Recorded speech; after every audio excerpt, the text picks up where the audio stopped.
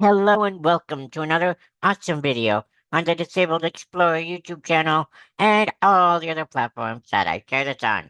Hope everyone's having a great Monday and that you guys had an awesome weekend this past weekend. Um, the First, before I start my video, I want to send a shout out to all those affected by the Northern Ontario wildfires, 190 wildfires up north. My thoughts and prayers are with all of you guys suffering from all that, and hope it gets resolved very soon for those living up there. Or if you guys know of anyone living up there, let them know that we're all thinking of them down in southwestern Ontario. Thank you very much in advance. Anyway, in today's video, well, before I get to that, um, it is a good, fresh 28 degrees, uh, cooling. It's a cooling trend over the next 2 days in Ontario.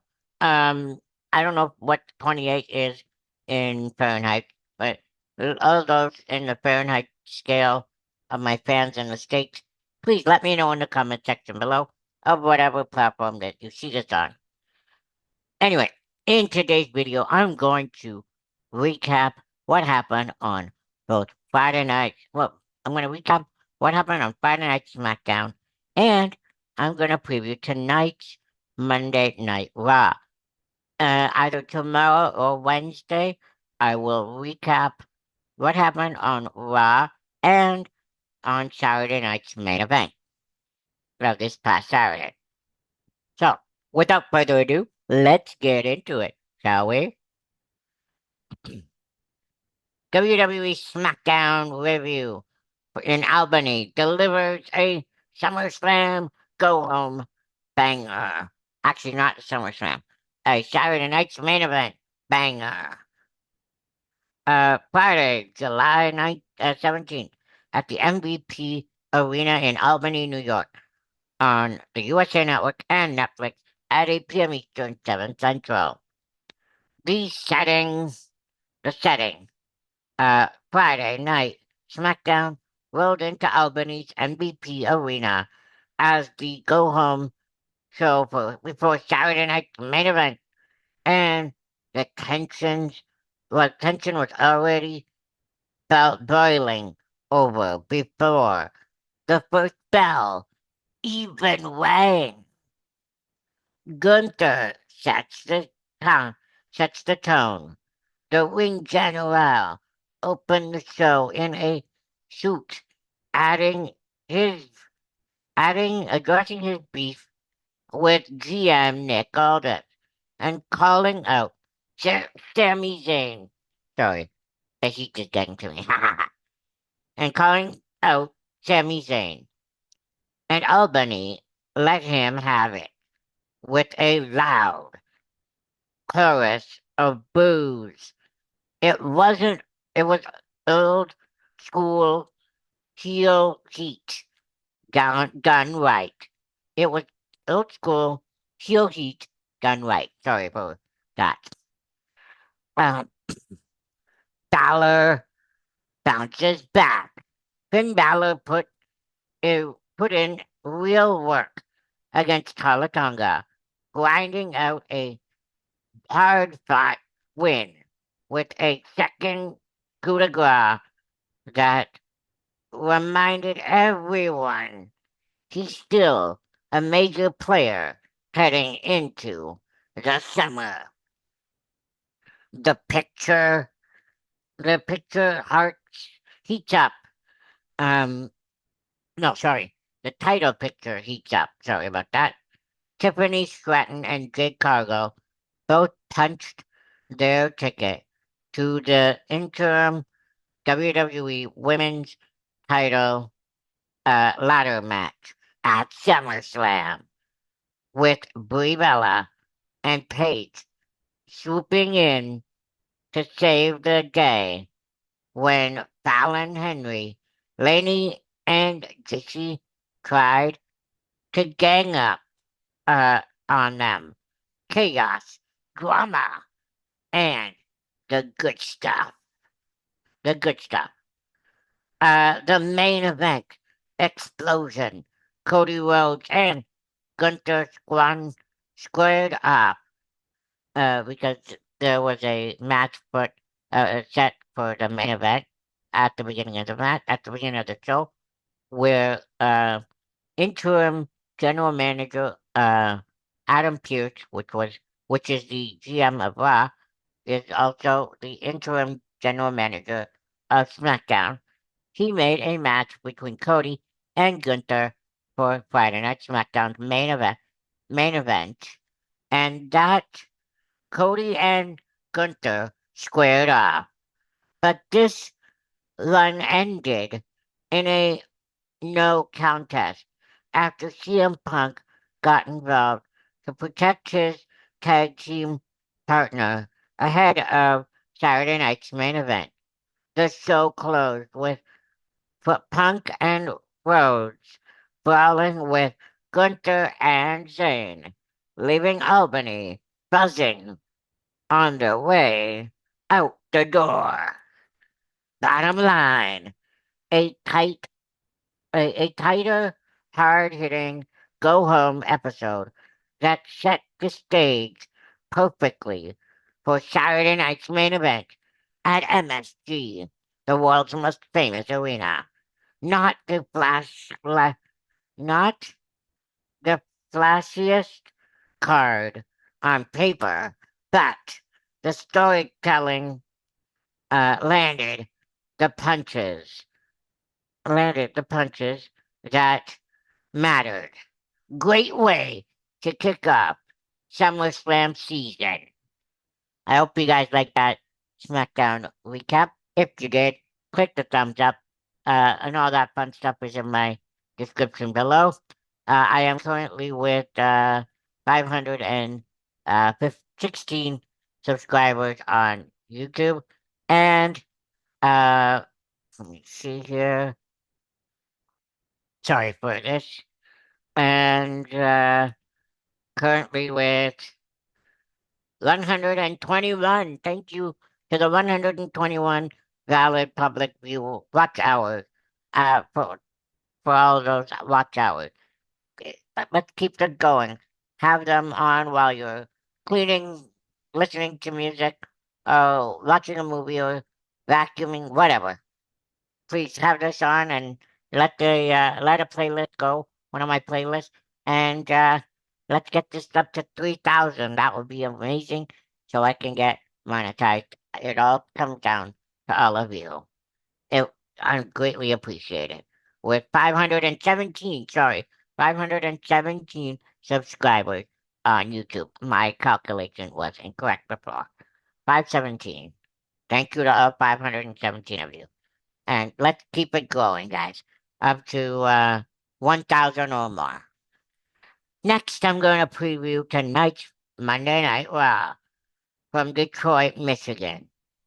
WWE Raw preview. Detroit braces for SummerSlam for a SummerSlam powder keg.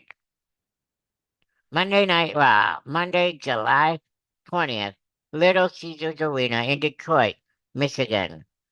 8 p.m. Eastern, 7 Central, 5 Pacific, live exclusively on Netflix and ESPN.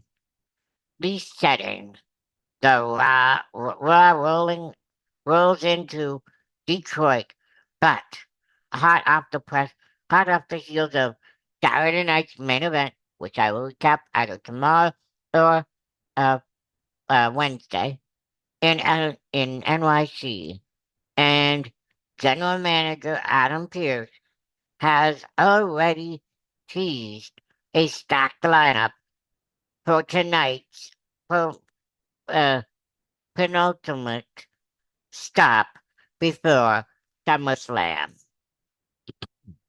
Seth Rollins opens the show.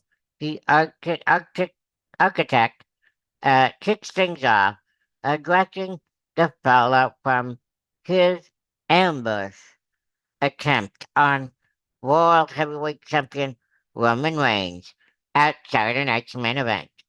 An attempt that didn't exactly go his way, except expect fireworks right out of the gate. Fatu versus Knight steals the spotlight.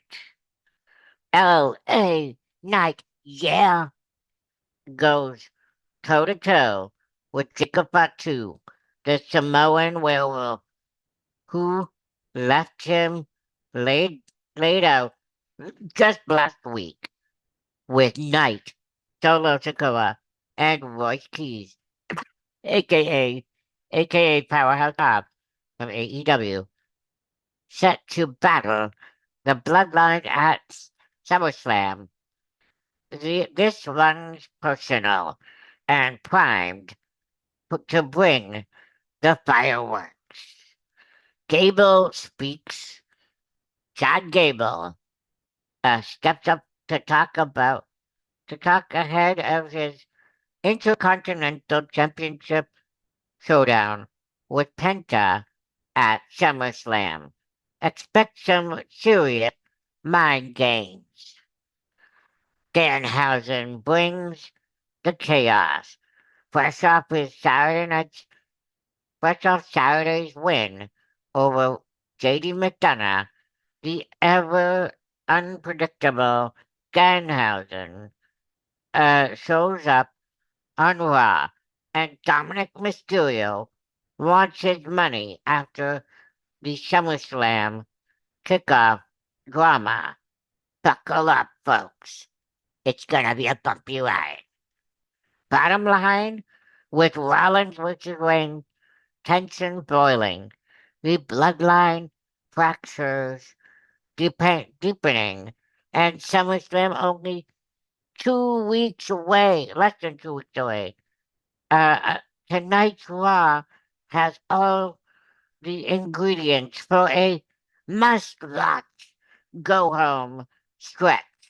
Detroit, get loud.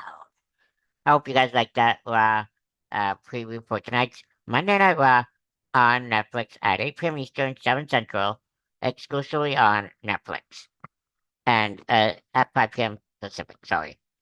Now, one more thing before I go, I'm going to give you a thought of the day to kick off your week on a positive note.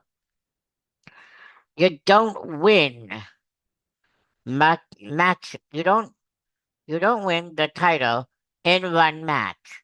You win it in every training session nobody applauds for. Again, you don't win the title in one match.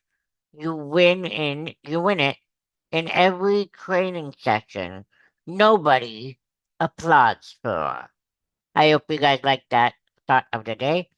Let that be your mantra for this week. I will be here tomorrow or Wednesday. I think I'll be here tomorrow. So tomorrow I will recap Monday Night Raw, and I will try and recap a little bit of Saturday night's main event.